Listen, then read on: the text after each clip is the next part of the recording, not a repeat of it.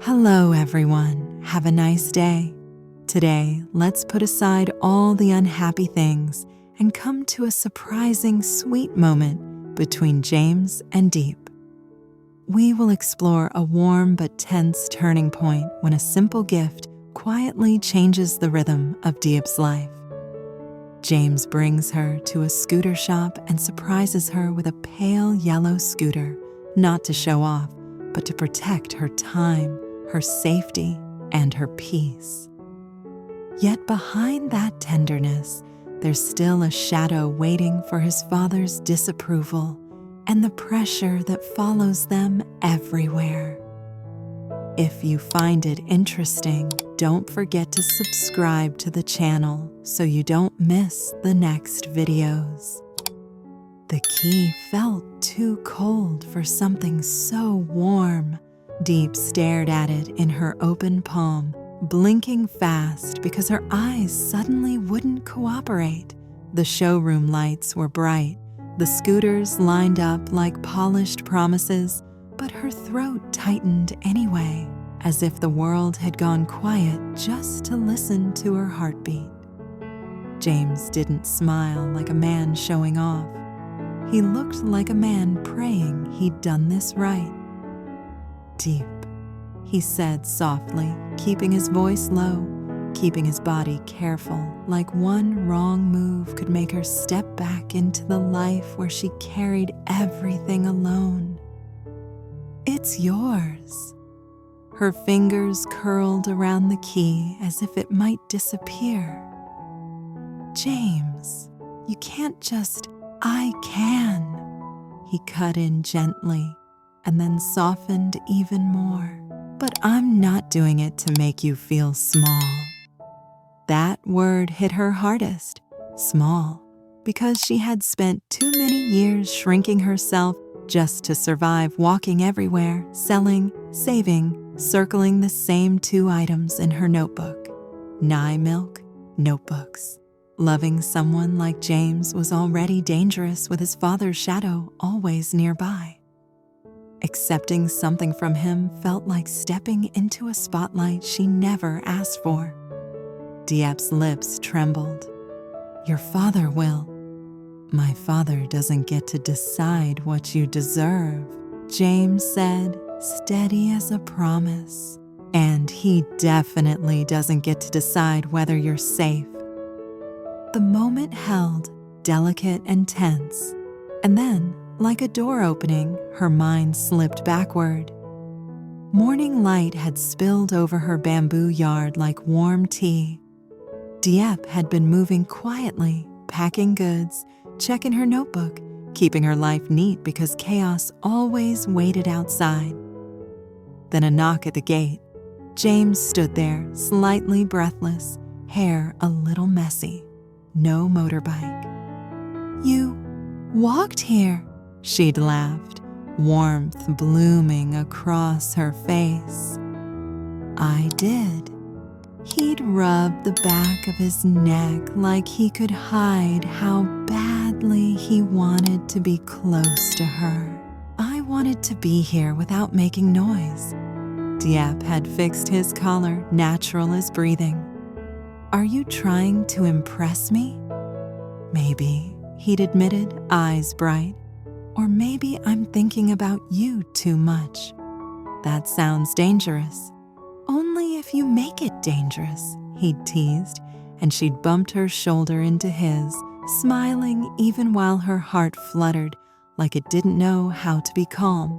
She'd pointed at her list. "I still have to buy things for Nye." "I know," James had said, gentle but serious. "That's why I came early. I don't want you running everywhere alone." There it was, love, wrapped in practicality. Love trying not to trigger the alarms his father had planted in their lives.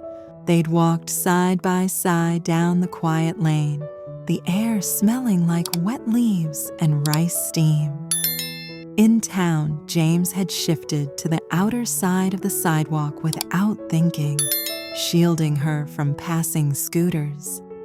Diep had noticed. she always noticed the ways he protected her when he thought no one was watching. Then she'd seen the sign, a scooter shop. Diep had slowed, confusion rising, soft, honest, not cold. "James, why are we here?" He hadn't pushed. He'd only looked into her eyes with that calm devotion that made her want to believe in turning points. "Because I saw you carrying too much. Because you walk too far. Because you rush back for Nye." Inside, everything smelled like clean metal and new plastic. Diep had drifted between the rows like she was afraid to touch hope with her hands. And then she'd seen it near the window, a scooter in pale yellow. Not loud, not flashy, just sunlight, softened. Diep had stepped closer before she could stop herself. James had followed her gaze, smiling like he'd found the answer to a question he didn't know how to ask. "That one? It's cute," she murmured, embarrassed. "It's you," he'd said, so naturally it made her chest ache. Now, back in the present, Diep squeezed the key, her voice barely there. "If I take this, people will say I owe you." James leaned in, eyes steady, love threaded with tension. "Then let's make our own rules," he whispered. "You don't pay for kindness." The staff member approached with a small, polite smile, and the paperwork finished. James reached out to accept the key, then paused and turned toward Diep. Slowly, carefully, he placed it into her palm. Diep didn't move for a second after the key touched her skin. It wasn't the weight of it, just a small piece of metal, a quiet click in her palm. It was everything it represented. A new way home, a new kind of help, a line in her life that said, "You don't have to suffer to be worthy." She swallowed. "James, I'm scared." "I know." His voice softened into something that didn't demand courage from her only honesty. "But you're not taking this because you're weak. You're taking it because you've been strong for too long." The staff member rolled the pale yellow scooter forward, and the sunlight from the window slid across its body like a blessing. Diep's fingertips hovered above the handlebar before she finally touched it carefully, almost reverently. "It's really mine?" she asked, still half expecting the world to correct her. James nodded once. "Really yours." She tried to smile, but it came out shaky. "If I scratch it on the first day, then it'll have your story on it," he said. "That's all I want." Outside, the day was bright and loud again, with vendors calling, engines passing, life moving at its usual speed. Diep stood beside the scooter, helmet in her hands, suddenly aware of her own trembling. James noticed. Of course he did. He stepped closer, not crowding her, just enough that she felt him like warmth at her side. "Look at me." She lifted her eyes. He reached out and adjusted the strap under her chin, fingers gentle, his touch steadying the parts of her that always wanted to run. For a moment, the noise of the street faded behind the quiet intimacy of it. "You trust me?" he asked. "I do," she whispered, and it sounded like an admission and a vow. "Then trust this," he said. "I'm not buying your love. I'm protecting your time, your legs, your peace." Diep's throat tightened again. She nodded, then climbed on, hands gripping the handlebars like they were a bridge she was afraid to cross.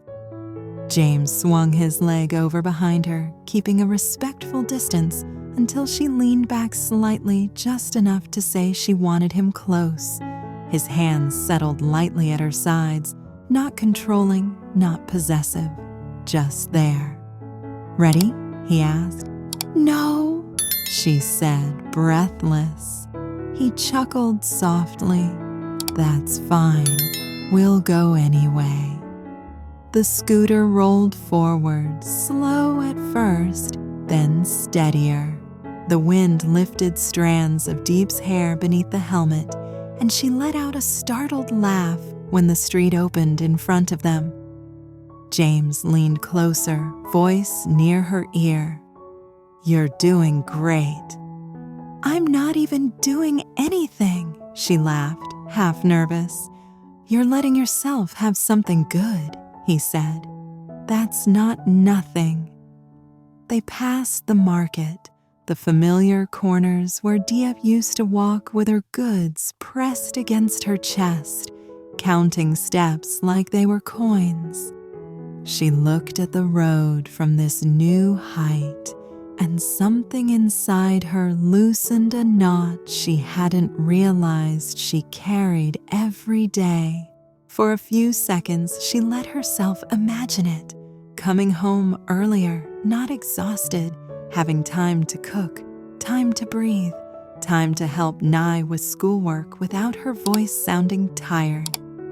The thought hit her so hard she nearly missed the turn. "Diep?" James tightened his hold just slightly, steadying them. "Hey, you okay?" "I'm okay," she said quickly, then softer. "I'm just thinking." "About what?" "About how this changes everything," she admitted. James went quiet, not because he didn't want to answer, because he understood exactly what she meant. A scooter wasn't just transportation, it was visibility. It was a sign that James had chosen her openly, and the world would notice. His father would notice. As if summoned by the thought, James's phone buzzed in his pocket. He didn't reach for it right away. He waited until they pulled into a quieter lane near the bamboo house, the shade of trees cooling the air. Diep stopped the scooter and carefully put it on the stand. Her hands shook again, but this time it wasn't fear of falling. It was the shock of being held. James slid off and checked his phone. His jaw tightened the moment he saw the name. He didn't need to say it. Diep's heart sank anyway. "Is it him?"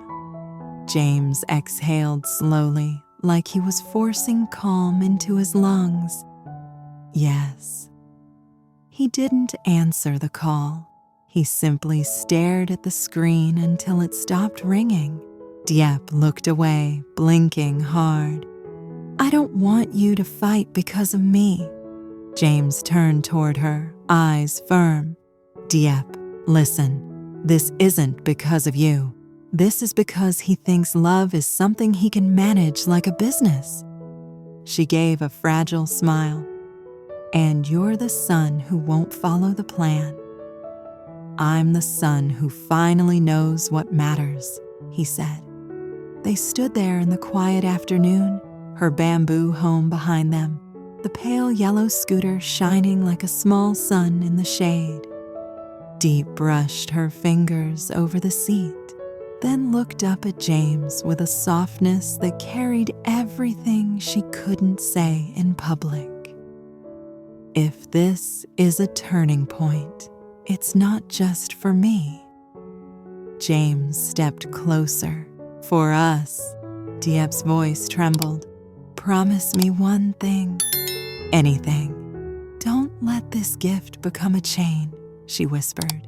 "If one day it gets too dangerous, I don't want to be the reason you lose your family."